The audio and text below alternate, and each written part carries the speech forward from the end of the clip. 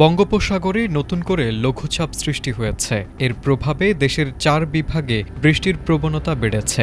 ফলে ঢাকাসহ দেশের বিভিন্ন এলাকায় আগামী কয়েকদিন দফায় দফায় বৃষ্টি ও বজ্রসহ বৃষ্টি হতে পারে। কোথাও কোথাও মাঝারি থেকে ভারী বর্ষণের আশঙ্কা রয়েছে বলে জানিয়েছে বাংলাদেশ আবহাওয়া অধিদপ্তর।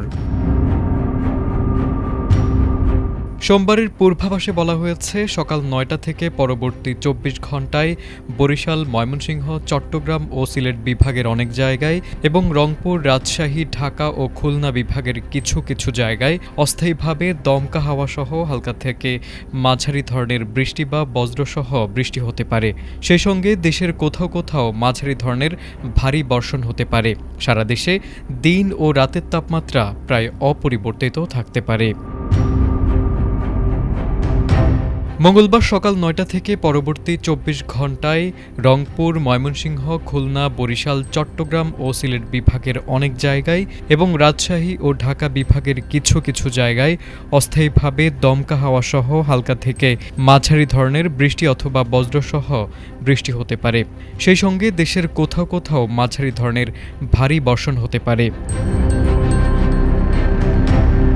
বুধবার সকাল ৯টা থেকে পরবর্তী ২৪ ঘণ্টায় রংপুর, ময়মনসিংহ, খুলনা, বরিশাল, চট্টগ্রাম ও সিলেট বিভাগের অনেক জায়গায় এবং রাজশাহী ও ঢাকা বিভাগের কিছু কিছু জায়গায় অস্থায়ীভাবে দমকা হাওয়াসহ হালকা থেকে মাঝারি ধরনের বৃষ্টি বা বজ্রসহ বৃষ্টি হতে পারে।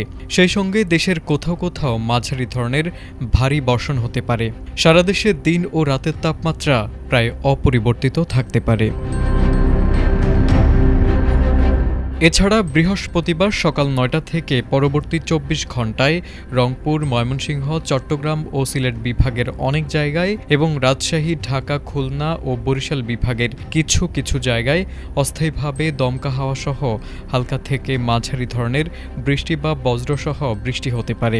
সেই সঙ্গে দেশের কোথাও কোথাও মাঝারি ধরনের ভারী বর্ষণ হতে পারে। সারা দেশে দিন ও রাতের তাপমাত্রা সামান্য বাড়তে পারে।